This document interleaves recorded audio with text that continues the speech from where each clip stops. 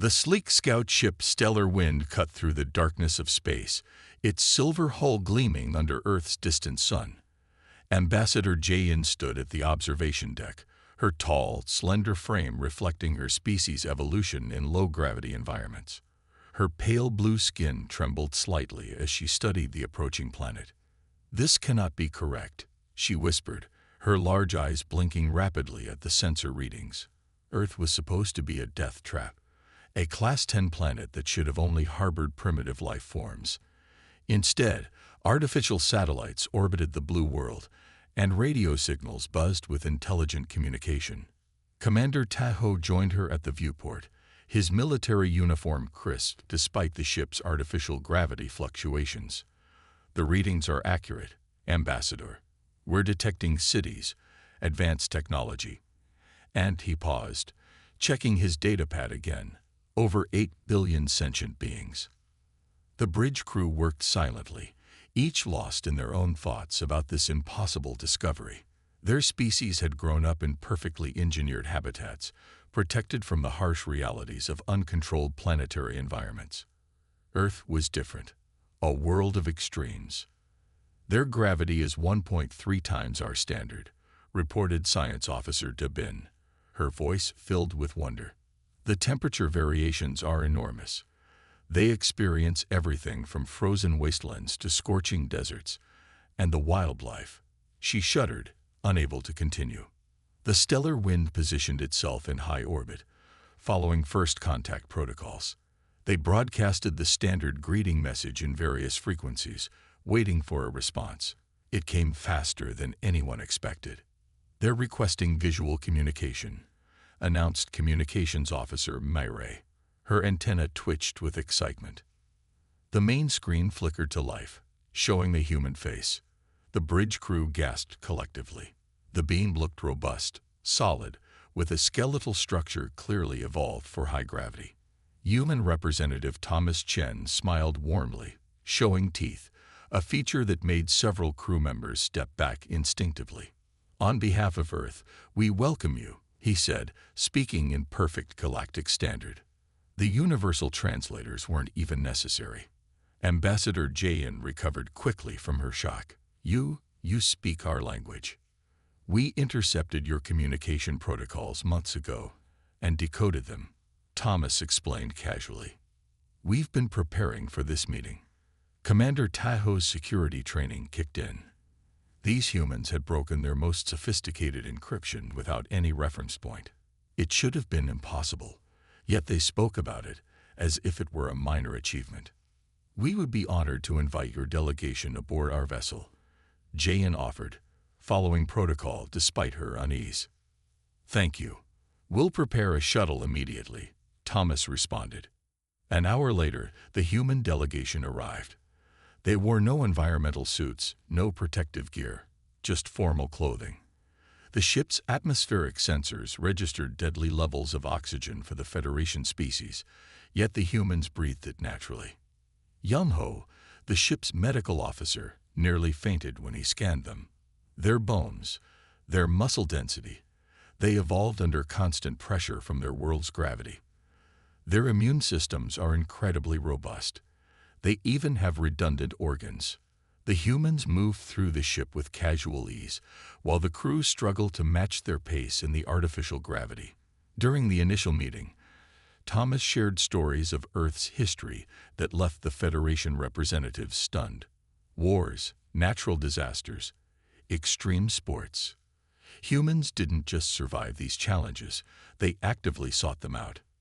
"You mean to tell us," Commander Tahoe interrupted, "that humans climb frozen mountains for fun, and dive into oceans, jump from high places with fabric wings, and race vehicles at deadly speeds?"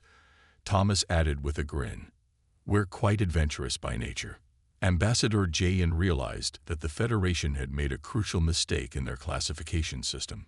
Earth wasn't just a death world, it was a forge.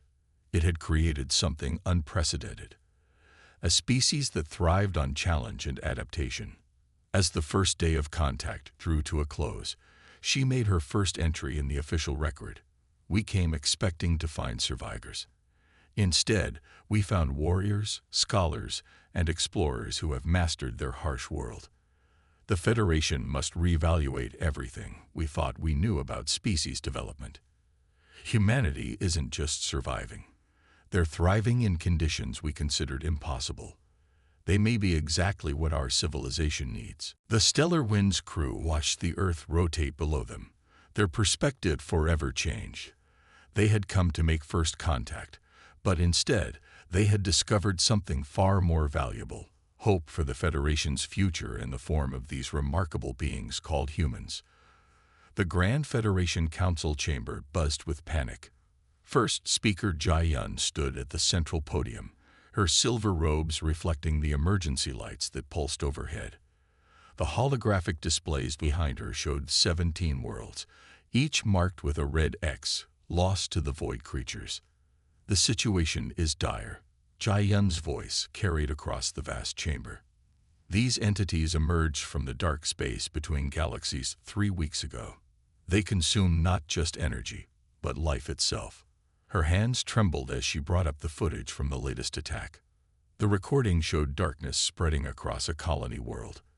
Where it touched, lights went out, and life readings disappeared. The assembled representatives watched in horror as an entire city went dark in minutes. Even the bravest among them shuddered at the sight.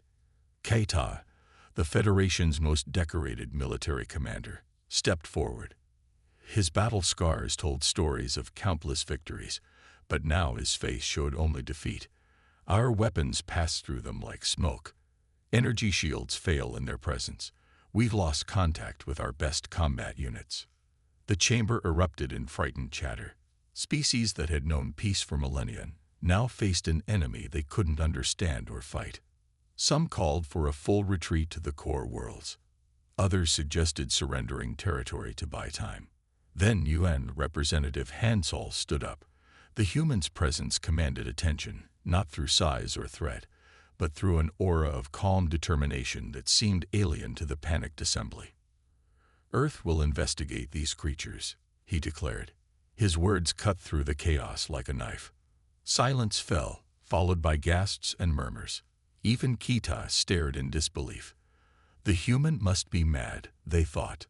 Or perhaps their translators had malfunctioned. With all due respect, Representative Hansol, First Speaker Jai-Yun said, her voice gentle as if speaking to a child, "These entities have destroyed our most advanced outposts. We've lost contact with over 40 million citizens.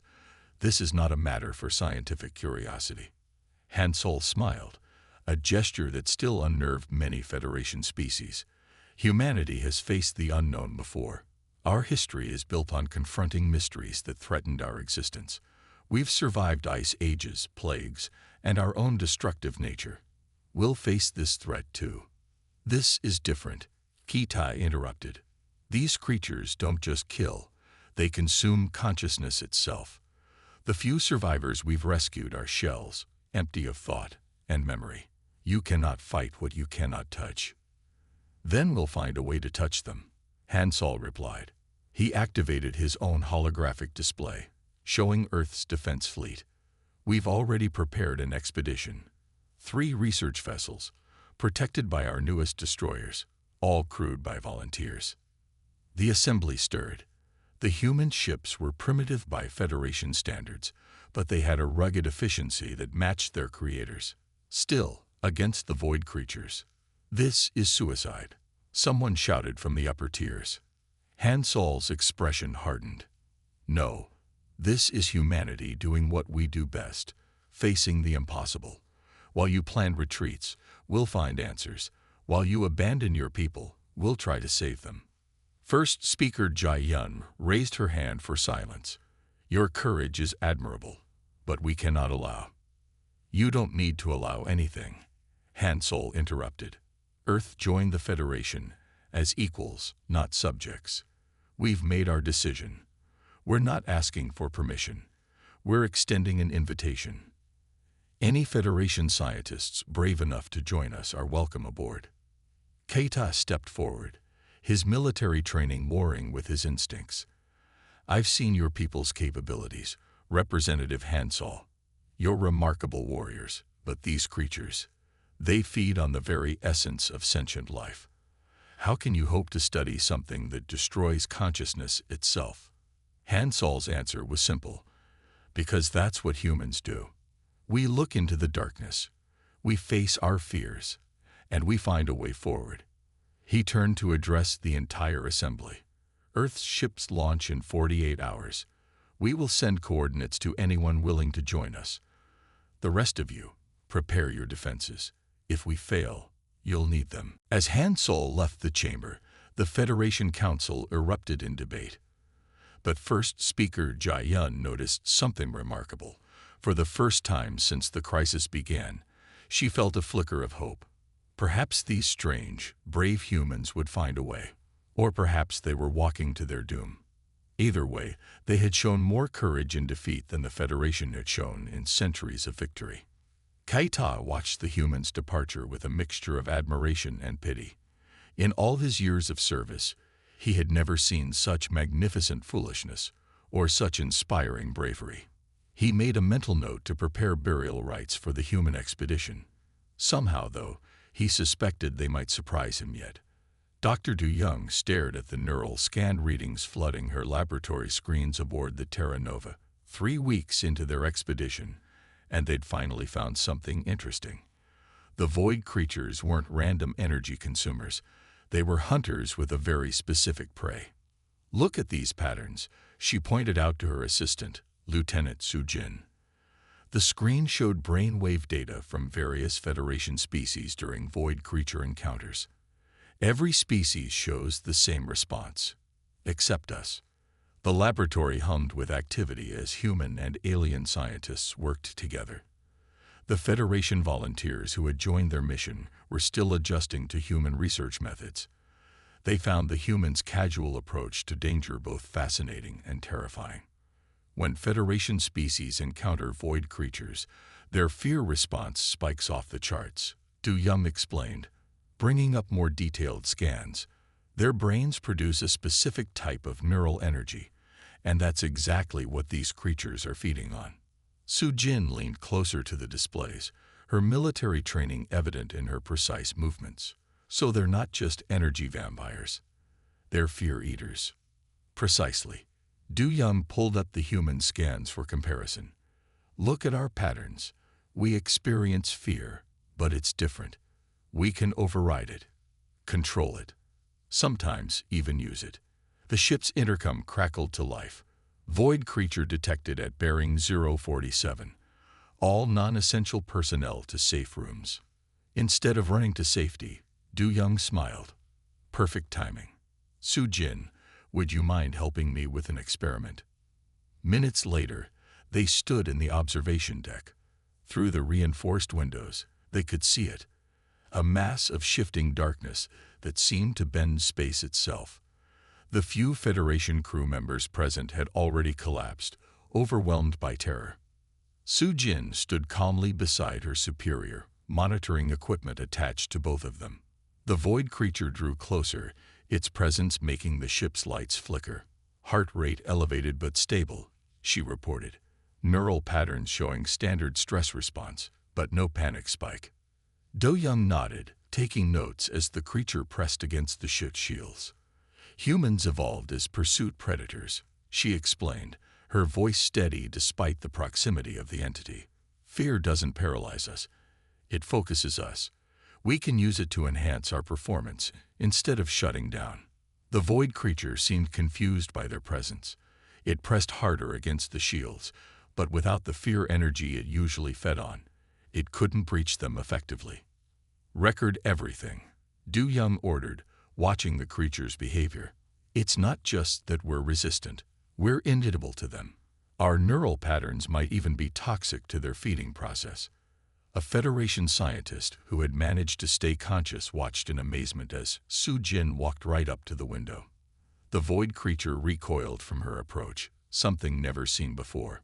This changes everything, Du Young said, excitement clear in her voice. The Federation's been fighting these creatures wrong. They'd been treating them like an unstoppable force of nature, but they're just predators. and every predator has weaknesses. Su Jin kept her eyes on the creature as it finally retreated from the ship. We should test this with more subjects. Volunteer teams, different scenarios. Agreed. Du Young was already planning the next phase. But first, we need to understand why humans are different. It's not just our neural patterns, it's our entire approach to fear. The Federation scientist finally found his voice. How can you stand there so calmly? Those things have destroyed entire worlds. Do Young helped him to his feet. Because that's what humans do. We face our fears. We study them. We understand them. And then we figure out how to fight back. She turned to her console, beginning her report to Earth Command. The Void creatures thought they found easy prey in this galaxy. Instead, they'd just met their first real predator. The next few days saw a flurry of activity aboard the Terra Nova.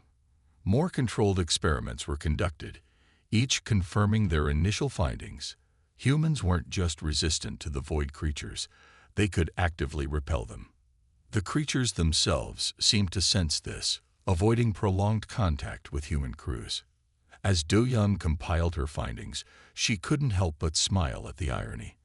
The Federation's greatest weakness, their perfectly controlled evolution, had made them perfect prey. But humanity's harsh cradle had forged them into something unique, beings who could stand face to face with the darkness and refuse to blink. The Void creatures had met their match, and they didn't even know it yet. Captain Min-Su stood before the Federation Council, his military uniform bearing Earth's insignia alongside Federation colors. The chamber was packed. News of the human discovery had drawn representatives from every member world. "We don't need to run from the Void creatures," Min-Su declared, his voice steady. "We can fight them. More than that, we can beat them." Federation scientist Yoonji jumped up from her seat. "This is madness. The data from Terra Nova proves these entities feed on consciousness itself. Direct engagement would be suicide." Min-Su activated the holographic display, showing footage from the research mission. "Watch carefully. When humans approach the Void creatures, they retreat. Our neural patterns aren't just ineatable, they're toxic to them." The footage showed Lieutenant Su-Jin's encounter through multiple sensors. The Void creature's recoil was clear, as was its hasty retreat from human presence. "Our proposal is simple," Min-Su continued. "We form joint crews, human and Federation personnel working together. Humans can shield their allies while actively engaging the creatures." Yoonji wasn't convinced. Laboratory conditions are one thing. Real combat is another. These beings have consumed entire worlds. Min-Su's expression hardened, which is why we've already tested our theory in actual combat. The council erupted in shocked whispers. First speaker Jai-Yun leaned forward. "Explain." 12 hours ago, Void creatures attacked Colony World Azure. Instead of evacuating, we engaged them. A fleet of 5 human ships, crewed by volunteers who understood the risks. The holographic display shifted, showing the battle. Human ships deliberately charging into the swarm of Void creatures. Federation observers watched in amazement as the dark entities scattered before the human assault. "Our ships carried modified energy projectors," Min-Su explained. "They amplify our neural patterns, turning them into weapons. The Void creatures didn't just retreat, they fled." The footage continued, showing the defense of Azure. Where Federation ships had failed for months, the small human fleet succeeded in hours. Not a single colonist was lost. "This isn't just about defense," Min-Su pressed his advantage. "We can take back what was lost. Those 17 frontier worlds. We can reclaim them. The 40 million missing citizens. We can search for survivors." The council chamber was silent, processing this unprecedented hope. Then Yoonji spoke again, her voice softer. "How? How can humans do this without succumbing to fear themselves?" Min-Su smiled. "Because fear isn't our enemy, it's our tool. When humans feel fear, we don't just flee. We fight. We get angry. We push back. Those neural patterns, they're like poison to the void creatures. He brought up Dr. Du Young's research data. Federation species evolved in safe environments. Their fear response is pure, flight or freeze. Humans evolved as both predator and prey. Our fear triggers complex responses. Sometimes we run. Sometimes we fight. Sometimes we do both. The void creatures can't process that complexity. It hurts them. First speaker Jai Yun rose. You're proposing to turn our greatest weakness into a strength. Exactly. Min Su gestured to the human officers lining the chamber walls. We're offering to train Federation crews, to teach them to control their fear, to channel it. It won't be easy, but it's possible. Azure proved that. The council debated through the night. Some called it too risky. Others saw it as their only hope. In the end, the vote was clear. They would accept the human proposal. As Min Su left the chamber, Yunji approached him. I still think you're crazy, she said, but I want to volunteer for the first training group. Min Su nodded. Good. We'll need scientists who understand both sides. The void creatures thought they found an easy meal in this galaxy. Instead, they found humanity. And we're going to teach them why that was a mistake. The next day, recruitment began. The void creatures had awakened something in humanity. Not just courage, but purpose.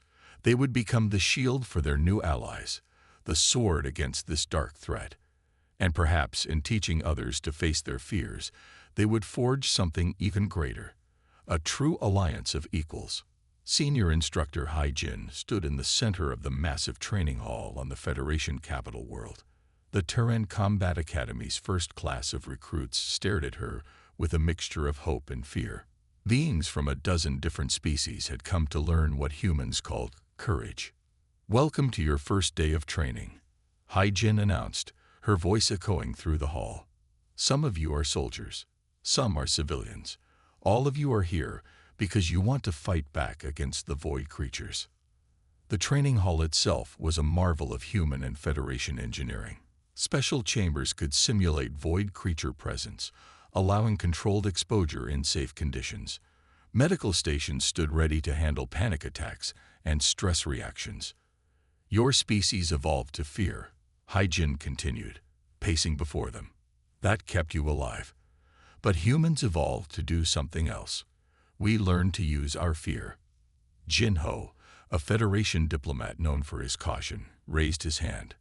But how can we change millions of years of evolution? Hai Jin smiled. We don't change it. We build on it. Fear is energy. Energy can be redirected. The first weeks were difficult. Many recruits couldn't handle even simulated void creature presence. They would freeze or try to flee.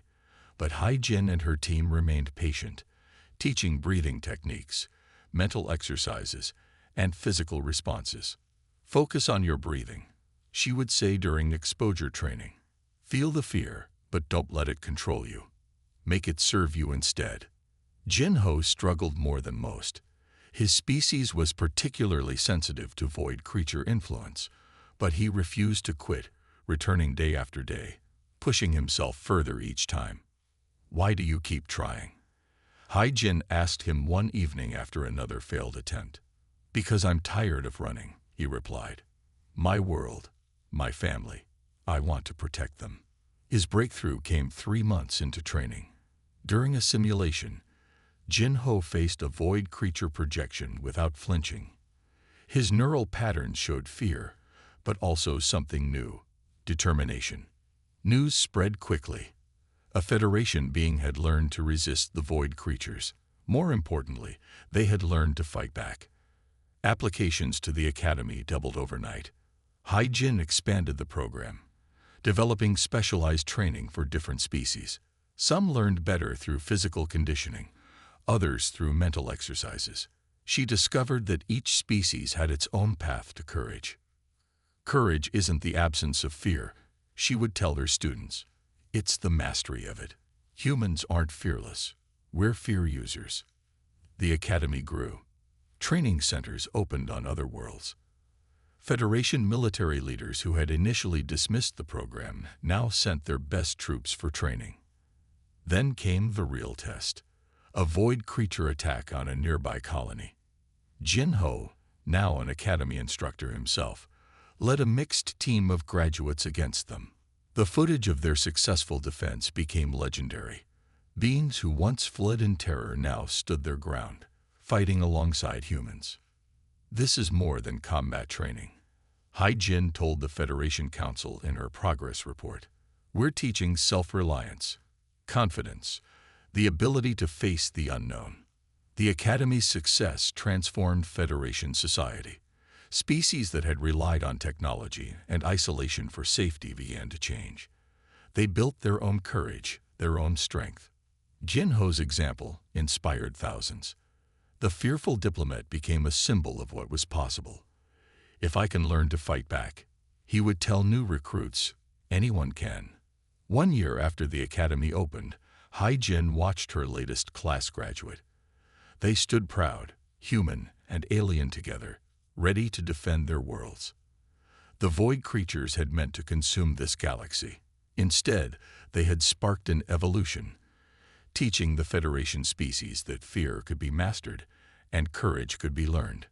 The galaxy was changing, and it started here, in a training hall where beings learned to transform their greatest weakness into their greatest strength. Admiral Sangmin stood on the bridge of the flagship Earth's Hope, watching the combined fleet move into formation. 10 years of change had transformed the Federation's military into something entirely new.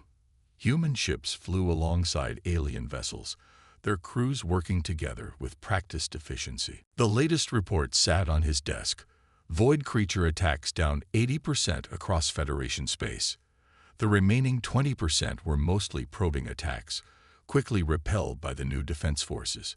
The hunters had become the hunted. Admiral, his communications officer called out, Elder Jury's ship is approaching for the ceremony. The ceremony would mark a historic moment, the official recognition of humanity's role as the Federation's guardians.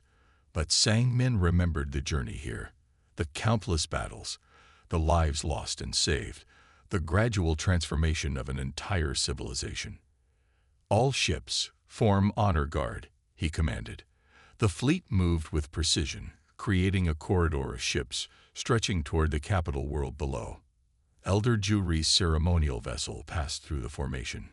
10 years ago, such a ship would have been helpless against void creatures. Now it carried graduates of the Turan Combat Academy, beings who had learned to face their fears and fight back. The ceremony took place in the Grand Hall where humans had first joined the Federation. Elder Jury, her age showing in her silver scales, stood before the assembled representatives of 1,000 worlds. Today, we acknowledge a truth, she began, her voice carrying wisdom earned through crisis. We once saw Earth as a death world, its harsh conditions a cruel joke of evolution. We were wrong.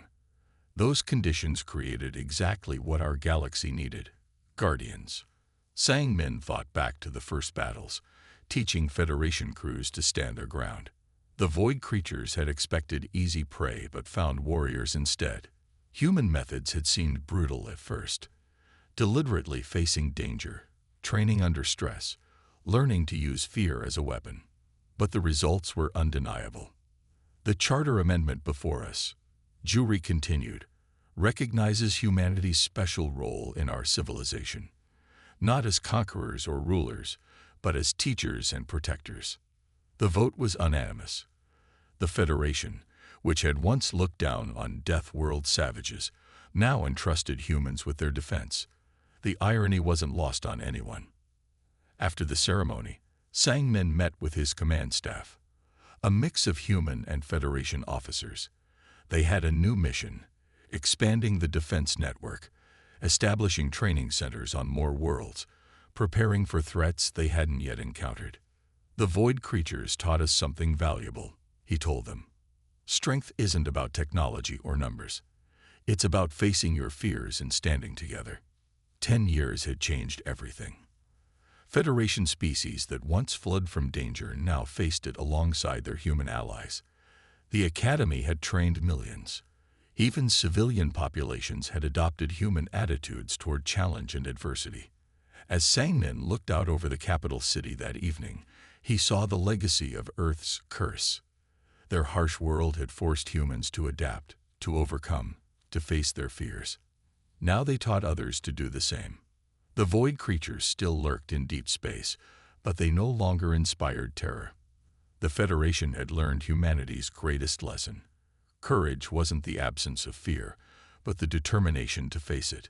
A new era had begun.